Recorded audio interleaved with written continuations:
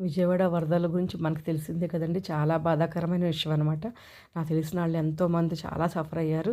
అందరూ బావుండాలని, ఎప్పుడు ఈ ప్రాబ్లమ్ రాకూడదని కోరుకుందామండి. అయితే నేను సింగనగర్ ఫుడ్డు కొంతమందికని ఇద్దామనుకుంటే, ఈ 2, 3 రోజులు ఆగమన్నారు. చాలా దాతలు ఎక్కువైపోయారంటండి. గవర్నమెంట్ అందరూ ఇస్తున్నారంట. అయితే నేను చూసొద్దామని సింగనగర్ బయలుదేరి దారిలో గుణదల నుంచి బీఆర్టీఎస్ రోడ్డు వరకు ఎన్ని వందల లారీలు, ఎన్ని వందల వ్యాన్‌లోనండి. ఏంటా అని చూస్తే అసలకి సరుకులండి.